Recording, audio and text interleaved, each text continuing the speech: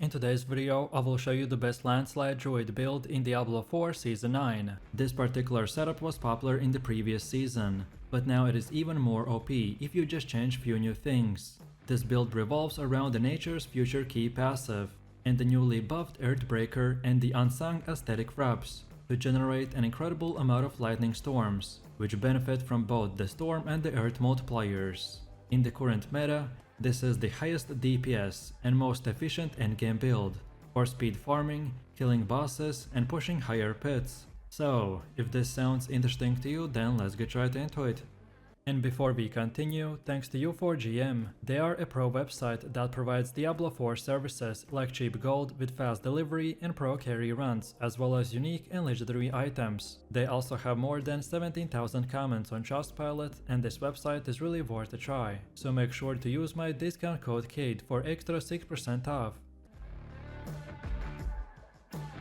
Let's start off with the skills, and we will be using the Earthen Bulwark, Poison Creeper, Blood Howl, Petrify, Storm Strike, and the Landslide.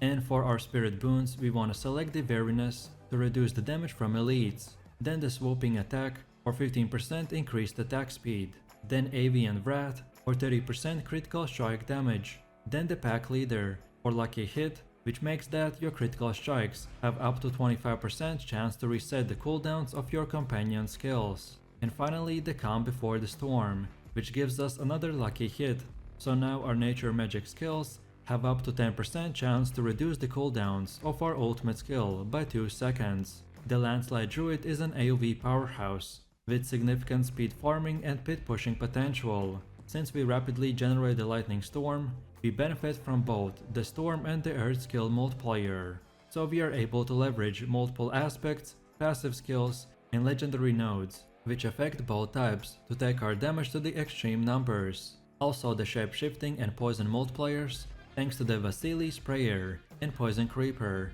which increases our damage even further. So then moving over to our skill tree, and this is what we have. And by the way guys, you can find the link to this full build and website guide in this video's description. For this setup to work, you will need to have a level 50 character and have finished the campaign, which is extremely easy to do in the current season. So then in the first section we spend 2 points to unlock the Storm Strike and to enhance it. Storm Strike reduces the cooldown of the Earthen Bulwark through the Symbiotic. It also provides a source of damage reduction and activates half of the bonuses from the natural balance. We usually want to cast it every 3 to 4 seconds to maintain these effects 24/7. Then we move over to the next section and spend few points to unlock the Lightning Storm and Landslide, and then to enhance them. Landslide deals decent damage on its own, but it is the main mechanism by which we cast our primary damage dealer, the Lightning Storm. We want to cast it repeatedly in the tectonic spikes, which are created by the Earthbreaker for more free DPS. Then we move over to the third section and spend few points to get the Earthen Bulwark and Blood Howl. Earthen Bulwark creates a barrier on a cast, and more importantly, it makes you unstoppable, which allows you to avoid or even get out of crowd control effects, while activating the damage bonuses and spirit generation from our Thibault as well. And then our Blood Howl provides a modest heal while bolstering our attack speed and activating a handful of shape-shifting bonuses. Its cooldown can be recovered quickly thanks to the enhanced Blood Howl upgrade. Then in the next part we just spend 3 points to get the Poison Creep skill. This will proc Landslide through Subterranean and activate the Envenom and other effects that require the enemy to be poisoned. We usually want to use it in the beginning of the fight in high density, but sparingly against bosses, as its passive effect should mostly maintain poison against single targets, and Poison Creeper can only trigger the Nature's Fury once on its initial cast. Then after that we go into one of the last ones to spend a bunch of points and get the Crushing Earth, Stone Guard, and the Envenom passives. Envenom is a huge damage multiplier that is constantly up thanks to the Poison Creeper companion. Then in this section we spend pretty much the rest of our points by getting the Circles of Life, Natural Disaster, Quick Shift, and much more.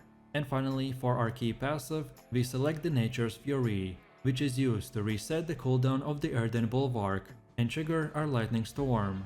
Then next up, let's take a quick look at our gear, and I will show you 2 setups The first gear loadout will be a quick 30-second showcase of what you can use immediately with zero grinding required, and then after that I will show you the full endgame setup. So upon finishing the leveling process and approaching the endgame grind, many of the aspects you use are already available to use from the Codex of Power, so there's no reason that you shouldn't put them to immediate use, since they can be imprinted as often as needed as you upgrade your gear. So start by using easy to get legendaries, like the aspect of might on helmet, then for chest armor the aspect of mending stone, for gloves the rapid aspect, the aspect of disobedience, for boots the aspect of quicksand, for weapon the aspect of retaliation, for amulet the aspect of the calm breeze, and for both rings the aspect of the umbral and the crash stone aspect.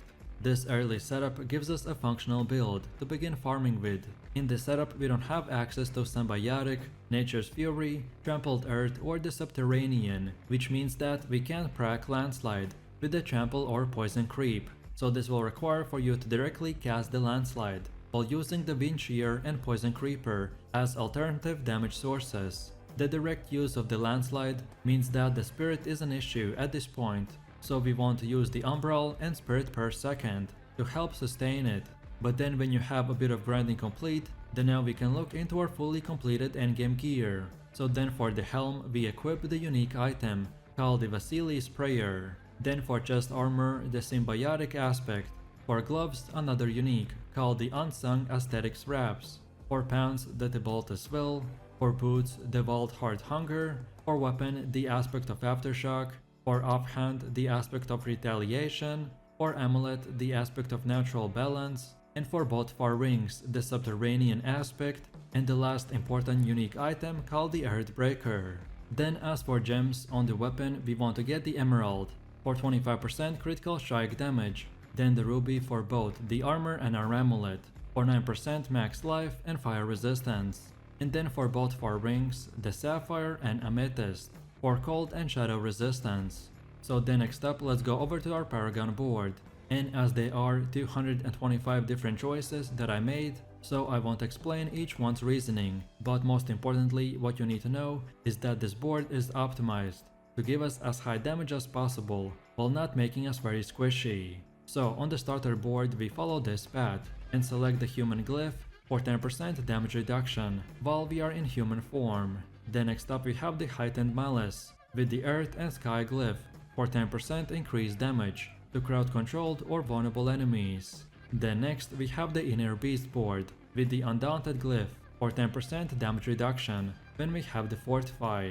Then we have the earthen devastation board with the auto match glyph for 16% increased physical damage to non-elites and bosses. Then now we move all the way to the right side to get the constricting tendrils board with the territorial glyph for 15% damage reduction against close enemies. And then lastly we go up all the way to here and get the Thunderstruck board with the Spirit glyph for 12% damage increase when we attack the enemies with our critical strikes. And now finally we have come to the last and final part, which is the gameplay and our skill rotations. So first of all we want to cast the Landslide. By using our setup we maximize both the skill and our Lightning Storm, which is our primary damage dealer, although we don't need the Lightning Storm on our skill bar.